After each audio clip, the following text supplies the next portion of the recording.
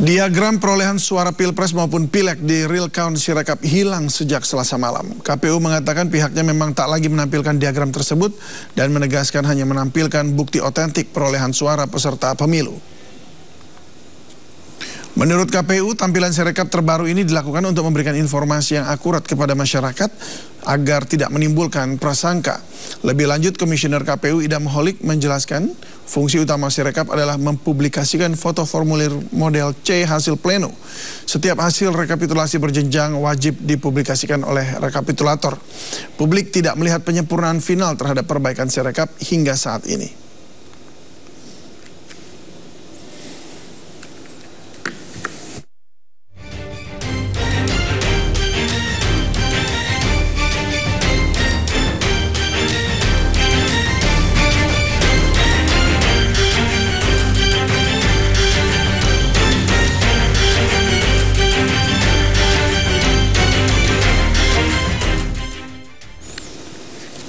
Ya, laman kpu.go.id tidak lagi menampilkan grafik data perolehan suara Pilpres dan Pileg beserta prosentasenya. KPU hanya menampilkan bukti otentik atau data dari tempat pemungutan suara. KPU mengatakan tampilan baru Sirekap agar tidak timbulkan prasangka. Namun apakah sesuai dengan yang diharapkan atau malah sebaliknya memburamkan informasi bagi masyarakat? Kita akan membahasnya bersama Waketum Partai Perindo, Boyke Nofrizon. Selamat malam, Pak Boyke. Selamat malam. Ya, terima kasih sudah hadir. Dan hadir pula peneliti Perludem, Usep Hasan Sadikin. Selamat malam, Kang Usep. Halo, Kang Usep. Ya, boleh di unmute. Oke. Baik, serta pengamat politik Ujang Komarudin. Selamat malam, Kang Ujang. Selamat malam Bang David, semuanya. Ya, terima kasih sudah hadir. Ya. Malam Kang Ujang. Kami juga sudah menghubungi Ketua KPU maupun Komisioner KPU serta anggota Bawaslu. Namun semuanya belum bisa memenuhi undangan dialog pada malam hari ini. Baik, sekali lagi selamat malam Bapak-Bapak. Saya langsung saja ke Pak Boyke. Pak, apa tanggapan Anda sebagai peserta pemilu yang kemudian sekarang bahkan sudah tidak ada lagi yang namanya grafik real count untuk perolehan suara partai yang biasanya tuh ada gitu ya? Ya, saya pikir gini ya, pernak-pernik yang terjadi pada saat dimulai tanggal 14 Februari sampai hari ini, itu terjadi sangat luar biasa.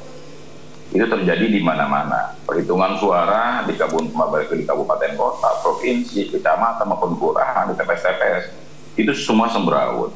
Dan itu terbukti dari apa? Dari perolehan yang tidak sesuai yang terjadi di TPS dengan form C1 yang ada di lapangan. Makanya konflik ini benar-benar sangat luar biasa. Jadi terjadi pada tahun Pilpres dan Pileg 2024. Nah, kita melihat bahwa kalau ini adalah asumsi semata atau asumsi segolongan orang, ya saya pikir itu mungkin salah. Tapi ini bukan asumsi segolongan orang, tapi hampir asumsi dan persepsi yang timbul di seluruh masyarakat Indonesia khususnya terjadi pada saat Pilpres dan Pileg tanggal 14 Februari 2024. Kenapa tiba-tiba muncul pada saat pasca setelah perhitungan suara, Sirekap itu ya, suara yang terdata di situ ternyata tidak sinkronisasi dengan hasil yang sudah terupdate dari form C1 dan tiba-tiba down. Dari mulai down tiba-tiba muncul kembali. Lalu muncul kembali hiruk pikuk terjadinya beberapa tempat di TPS, baik itu di Bekasi, baik itu di Batam, baik itu di kabupaten manapun ya. Itu persoalan yang terjadi adalah tidak samanya hasil yang ada antara perhitungan suara yang ada di C1 maupun perhitungan suara yang sudah diupdate oleh KPU. Makanya saya bilang kalau Sirekap ini adalah sesuatu yang sudah sempurna yang disajikan oleh KPU, tentu KPU sudah tahu dari awal dong bahwa Sirekap ini adalah program sempurna, itu program yang bisa diandalkan untuk perhitungan suara Pileg maupun Pilpres 2024. Yeah. Ternyata kan program Sirekap ini kan tidak sempurna, jauh tidak sempurna. Kita melihat bahwa program ini dibuat untuk didesain untuk, maaf ya, untuk akhirnya orang publik mengetahui, untuk memanipulatif hasil-hasil perhitungan suara yang sudah terjadi yang ada di TPS. Kenapa seperti itu? Karena sinkronisasi yang terjadi antara Form C1 dengan hasil yang sudah diketik oleh masuk di Sirekap ya, oleh beberapa staf KPU baik itu di kelurahan, di TPS kecamatan maupun di provinsi tidak sama. Nah, kalau kita melihat bahwa apakah ini kesengajaan, apakah KPU membiarkan itu sesuatu program yang dianggap sempurna dengan bayaran yang mahal tiba-tiba tidak berguna hari ini. Lalu kemana pertanggungjawaban program Sirekap itu? Itu kan pakai duit buatnya, bukan cuma-cuma didesain seperti itu. Nah, akhirnya terjadi bahwa program Sirekap ini tidak menjadi program yang sangat diuntungkan masyarakat Indonesia, tapi diuntungkan oleh sekelompok orang yang ada dalam by design ini. Nah, kita tidak mau terlalu jauh lah intermezzo ataupun kita mengatakan bahwa ini adalah analisa kelompok orang, bukan. Tetapi ini terjadi hampir merata di seluruh Indonesia, baik TPS yang ada di Kabupaten A, Kecamatan A maupun di Kabupaten B, Kecamatan B, dan itu seterusnya. Nah, kalau tiba-tiba dikatakan Sirekap ini down, pertanyaan saya simpel. Memang belum ada uji materi pada saat Sirekap ini akan dipergunakan. Oh, tiba-tiba down. Apakah Sirekap ini diambil, didesain atau dibuat dari produk yang kita anggap tidak bagus, belum teruji lalu dipergunakan? Jangan macam-macam dong. Kenapa saya bilang jangan macam-macam? Ini adalah pertanggungjawaban nasional, pertanggungjawaban negara kepada masyarakat Indonesia.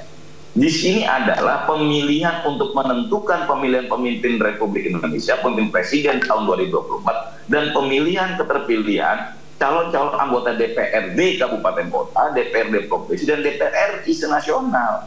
Jadi jangan dianggap sama KPU ini adalah abal-abal gitu loh.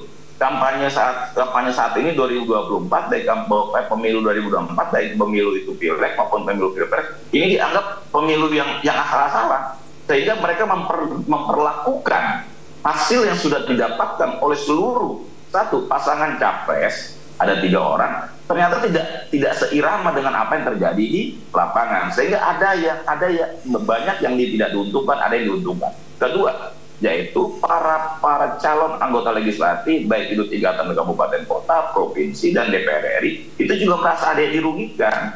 Jadi ini loh, kalau penyelenggara KPU melaksanakan apa yang menjadi hajatan lembaga itu ternyata seperti ini hasilnya, artinya kan main-main kita anggap. Padahal calon-calon anggota DPRD, DPR RI maupun calon-calon yang dianggap ada pemimpin nasional, ada 3 orang, di situ ada Mas Anies, di situ ada Pak Prabowo, di situ ada Mas Ganjar, ini dianggap main-main gitu. Apa yang mereka dapatkan dari mereka kampanye, dari mereka gerilya, dari mereka berorientasi dengan masyarakat, mereka juga mengumpulkan door-to-door 1 suara demi 1 suara. Baik pun yaitu calon-calon anggota legislatif juga mengumpulkan suara demi suara. Apakah ini merupakan sebuah main-main atau memang ada sebuah kesengajaan untuk mengaburkan informasi dan ini menjadi sebuah seperti settingan begitu? Kalau kesengajaan, saya anggap iya. Kalau seandainya lembaga negara yang namanya KPU sebagai penyelenggara terhadap pemilu saat ini tidak memiliki asumsi bermain-main, tidak terjadi seperti ini loh. Tidak terjadi tiba-tiba down, hidup lagi, down lagi. Lalu dia mengatakan Sirekap bermasalah. Saya bertanyakan, kalau penyelenggaranya itu bermain-main, terus kasihan dong. Kasihan partai-partai politik yang memiliki anggota DPR, baik tingkatan kabupaten, kota, provinsi, dan DPR RI, itu mereka sudah mengeluarkan biaya, mereka mengeluarkan duit, mereka jual sawah, jual tanah. Lalu juga kasihan para calon presiden, kandidat 3 orang, itu ada Anies, ada Pak Prabowo, dan Ganjar. Mereka itu sudah sungguh-sungguh, tiba-tiba KPU-nya itu bermain-main. Karena Sirekap ini tidak seriusan KPU terhadap programnya, dan tentunya keseriusan ini ada 2 faktor. Pertama disengaja, kedua tidak disengaja. Kalau disengaja artinya apa? Ada sesuatu rahasia yang sangat luar biasa yang akan mereka lakukan mengenai penghitungan hasil suara, yaitu pemilu legislatif maupun pemilu presiden. Ya, baik. Saya sekarang ke Kang Usep dulu. Kang Usep, halo Kang Usep. Kang Usep, apakah sudah bergabung? Oke, baik.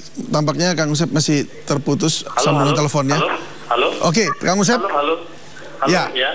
Baik, Anda baik, terima kasih sudah bergabung. Kang Usep, Anda melihat seperti apa? Kalau tadi dikatakan Pak Boyke, ini ada dua hal. Jadi ada kesengajaan dan juga ini ada main-main begitu. Anda melihatnya dari kacamata Perludem seperti apa? Iya, pertama yang harus kita pegang adalah hak angket itu hak DPR. Sorry, Kang Usep, ini konteksnya tadi bahwa kemudian laman dari KPU ini tidak memunculkan kembali grafik bahkan persentase raihan suara partai, begitu. Ya, Sirekap dalam artian ini ya. Iya. Ya, jadi baik Sirekap maupun real count-nya KPU itu kan performanya sudah terbukti buruk dan kita bisa simpulkan gagal di dua pemilu sebelumnya.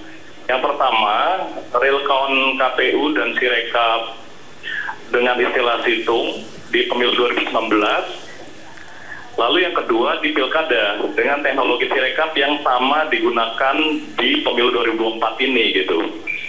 Jadi dari pengalaman kegagalan dari informasi keterbukaan hasil pemilu adalah kesalahan fatal dan bisa dimaknai sebagai pelanggaran undang-undang bagi KPU yang mempertahankan teknologi Sirekap di konteks pemilu 2024 begitu.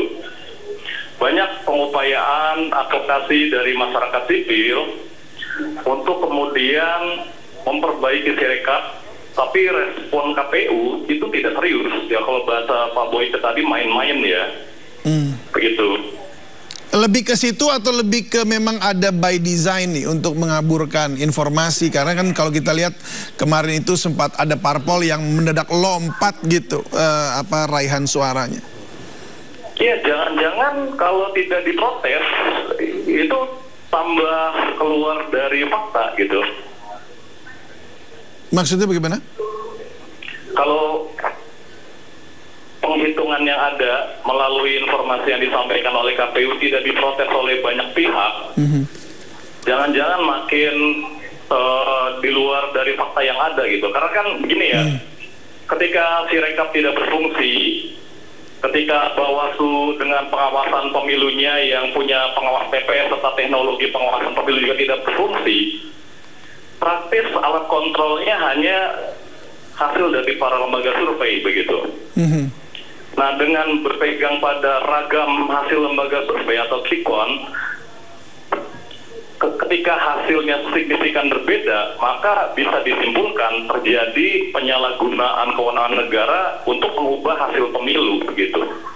Baik. Baik, saya ke Kang Ujang. Kang Ujang, apa tanggapan Anda? Dan Anda melihatnya lebih kemana? Ini memang by design semua dibuat seperti ini atau memang hanya memang sekedar kesalahan atau main-main tadi? Boleh investigasi. Ya. Kalau saya melihatnya pertama gini Bang David, pertama harus diaudit. Harus diaudit investigatif ya terkait dengan Sirekap tersebut. Karena terbukti kan banyak persoalan, banyak masalah dan merugikan hampir semua caleg. Oleh karena itu yang dilakukan. Makanya tidak aneh dan tidak heran kalau ada pelaporan kepada katakanlah yang membuat Sirekap tersebut, yaitu pihak ITB kan. Tetapi memang kalau soal pidana itu katakanlah dugaan ya katakanlah ketidakbagusan dalam membuat sistem Sirekap itu mestinya kan diaudit dulu, baru ketika auditnya ada kesalahan, misalkan ada kerugian, ada unsur pidana misalkan diduga, maka baru dilaporkan. Nah, ini kan jadi sengkarut pemilunya karena akibat dari Sirekap yang menurut saya tidak siap.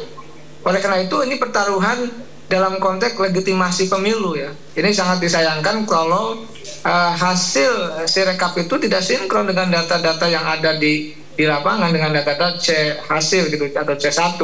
Saya punya pengalaman ya terkait dengan pernah jadi ketua tim pemenangan dulu caleg yang menjadi anggota DPR gitu 167.000 suara. Saya agak tahu persis dan agak paham terkait dengan lika-liku soal pencalegan itu. Memang sangat rawan suara itu, suara di lapangan, suara di masyarakat, suara pemilih itu rawan untuk mohon maaf dimanipulasi, rawan untuk berpindah, rawan untuk ya tadi ada Halo, Kang Ujang, audionya hilang. Audionya Kang Ujang. Halo, baik. Rekan-rekan di studio akan coba untuk menyambungkan kembali dengan Kang Ujang. Kang Ujang bisa dengar suara kami? Kang Ujang? Baik, tampaknya komunikasi masih terputus. Baik, saya kembali ke Pak Boyko. Pak, Anda khawatir nggak sih? Maksudnya gini, kemarin itu kan Perindo begitulah ya, ada persentase tertentu untuk raihan suaranya. Khawatir nggak sih kalau terus kemudian ujuk-ujuk nanti pas tanggal 20 Maret pengumumannya tahu-tahu udah amblas atau berubah begitu? Iya. Ya, makanya tadi saya bilang. Ini kan gitu. Tadi saya nggak, karena ini kan nggak ada monitornya. Artinya prosentasenya tuh udah nggak ada di situ. Jadi kita mau lihat kemana? Anda bisa lihat kemana tuh kalau seperti ini? Ya makanya penyelenggara ini melakukan sesuatu yang sangat kita anggap sangat fatal ya. Karena ini kan hajatan nasional yang terjadi 5 tahun sekali. Dan saya anggap ini mereka main-main gitu loh. Padahal kita ini serius. Partai politik serius, para caleg serius, para calon-calon pemimpin nasional juga serius. Tapi ternyata lembaga negara yang namanya KPU dianggapnya main-main. Makanya saya sampaikan bahwa ketika nanti ada pergeseran suara yang terjadi, lu siapa yang bisa bertanggung jawab? Karena alat kontrol tidak ada gitu loh. Artinya suka kapan dia bisa menambahkan hasil itu, volumenya dinaikkan, kapan dia akan mengecilkan volumenya. Kalau nanti terjadi misalnya ada pengurangan suara sangat signifikan yang dialami Partai Perindo khususnya, karena saya adalah kader Partai Perindo, ya saya anggap ini adalah apa ya, kebohongan publik gitu loh. Kalau khawatir sangat khawatir. Karena itu kita anggap apa caranya agar kekhawatiran ini bisa menjadi obat, agar kekhawatiran ini memiliki obat yang kita anggap punya, yaitu menjaga suara Partai Perindo sampai tingkatan nasional dengan jumlah yang benar-benar dipilih masyarakat. Kalau masyarakat memilih angka sekian, ya tentu sekian. Jangan sampai masyarakat memilih angka sekian tiba-tiba berkurang jauh. Nah, kekhawatiran ini sangat kita khawatirkan. Tetapi sekali lagi, kontrol dari Sirekap yang ada di KPU itu, yang punya cuma KPU. Kapan dia bisa nurunkan volume, kapan dia nurunkan volume, dan dia bersikap main-main. Kapan tiba-tiba ada isu yang terjadi.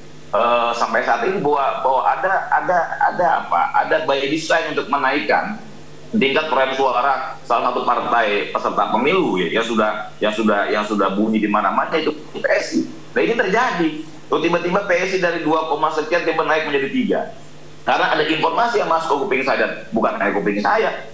Mungkin masyarakat sudah tahu bahwa ada skenario untuk meloloskan PSI untuk masuk menjadi 4%. Ya, kemarin caleg P3 juga sudah sempat kehilangan suaranya, tapi kemudian dikejar dan untungnya masih dapat kembali.